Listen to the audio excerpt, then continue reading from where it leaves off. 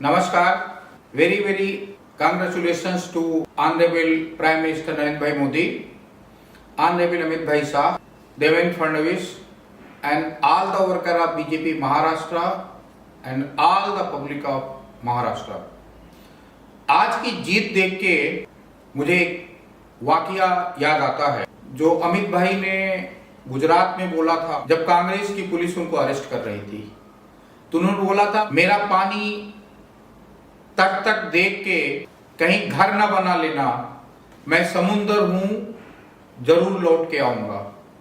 आज हमने TV channels में देखा ये सेम बात देवेंद्र भाई ने महाराष्ट्र के विधानसभा में बोला था, आज वो बार बार चल रहा था। सो मेरे को कॉन्फिडेंस नजर आया देवेंद्र फडणवीस जी में, जो कॉन्फिडेंस से आज उनको लैंडस्लाइड महायुति को मिली, विक्ट्री मिली। 4 महीने पहले हमने दिल्ली में एक प्रेस कॉन्फ्रेंस में देवेंद्र भाई से एक सवाल किया था कि आप इतने यंग हो, इतने नॉलेजेबल हो, उसके बाद भी जब आप 5 साल आपकी सरकार चली तो डिलीवरी परफॉर्मेंस ऐसा क्यों नहीं दिखा कि महाराष्ट्र क्यों नहीं पूरी दुनिया में फेमस हुआ उस परफॉर्मेंस के लिए जिस परफॉर्मेंस के लिए वो जाना जाता है। You have seen a lot of improvement in science and technology. Still, we don't have any forum where the most of the technocrats come and meet to you and express their forum. And why I am telling, because you are a youth, you come from the state where most of the economy, most of the people get opportunity. Please, sir, keep coming. तो हमारे जो states हैं, however, this is not just a moment of celebration. It is also moment of immense responsibility. Devendra Fadnavis, who is likely to be the next Chief Minister of Maharashtra, must remember the people trust the landslide victory given by the people of Maharashtra. The people of Maharashtra have given overwhelming mandate, placing immense faith in you.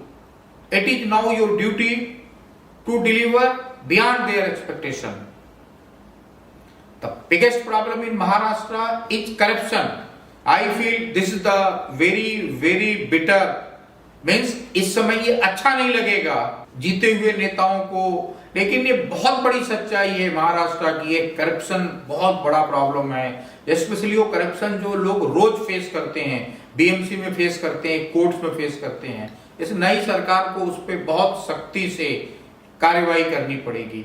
Means the corruption have to go. Second is infrastructure.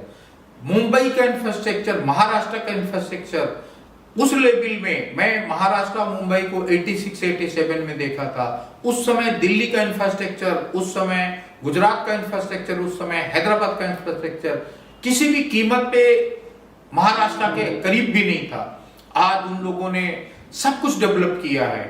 आज जो development की जरूरत है महाराष्ट्र को, इस landslide victory में देवेंद्र फडणवीस जी को, एकनाथ शिंदे जी को, अजीत दादा पवार को, अमर सापले को, बावनकुले जी को मिलके करना पड़ेगा। सोशल वेलफेयर दूसरा बड़ा सब्जेक्ट है। किसानों की आत्महत्याएं, 400-500 टन से ज्यादा बना हुआ खाना सिर्फ मुंबई में होटल्स फेंकते हैं। फिर क्या रीजन है कि महाराष्ट्र में आत्महत्या 50,000 60,000 रिपोर्ट होती है? और अगर दूसरे एंगल पे देखें तो 2 लाख 3 लाख 4 लाख होगा। सरकार को बहुत सख्ती से इस पे करना पड़ेगा। और मेरा सुझाव है, जो 10 साल पहले जो सुझाव मैंने भारत सरकार को दिया था, आज वापस मैं अपने सुझाव को दोहराता हूं।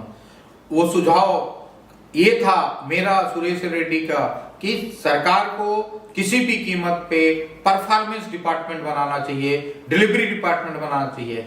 हमारी सरकारों की प्लानिंग बहुत अच्छी होती है, बट हमारे सरकारों की डिलीवरी बहुत ही खराब होती है। तीसरा जो बहुत जरूरी करने की जरूरत है, वोमेन एम्पावरमेंट की, दलित एम्पावरमेंट की। दलित और वोमेन बहुत पीछे रह गए हैं।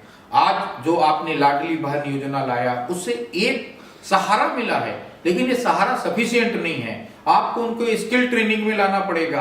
आपको एआई के बहुत सारे बूथ खोलने पड़ेंगे, आपको मशीन लर्निंग के बहुत सारे बूथ खोलने पड़ेंगे। और महाराष्ट्र को दुनिया का artificial intelligence, machine learning, drone technology में, फोरेंसिक में नंबर 1 बनाना पड़ेगा। और ये सिर्फ नॉट ओनली बाहर Maharashtra, this will be help to entire nation.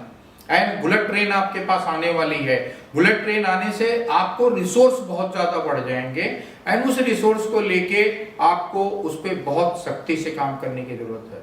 और जो सबसे बड़ी चैलेंज है, जो आपकी लैंडस्लाइड विक्ट्री के बाद और डबल चैलेंज हो गया कि आपको विपक्ष के सब नेताओं को साथ लेके चलना होगा, आपको महाराष्ट्र की महिलाओं को लेके चलना पड़ेगा, आपको महाराष्ट्र के दलितों को साथ लेके चलना पड़ेगा। अगर आपने खुद चुनाव में देखा होगा, हम लोग चुनाव में देख रहे थे, जो दलित है उनका बहुत एक्सपेक्टेशन है।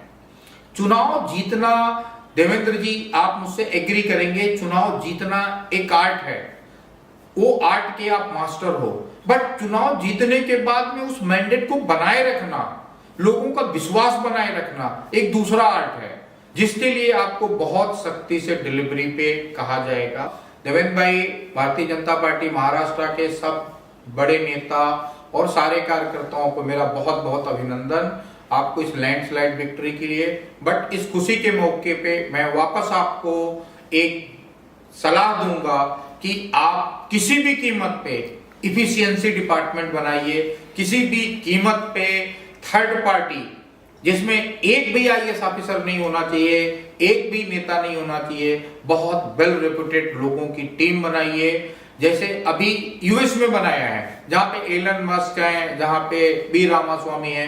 ऐसा एक टीम बनाइए जो स्टडी करके आपको दे कि डिलीवरी बिफोर टाइम होना चाहिए और 100% होना चाहिए। मतलब पूरी दुनिया के लोग महाराष्ट्र में आके बसने का मन बनावे और महाराष्ट्र पूरे हिंदुस्तान के लिए एक बहुत बड़ी नजीर बनके, एक बहुत बड़ा उदाहरण बनके निकले।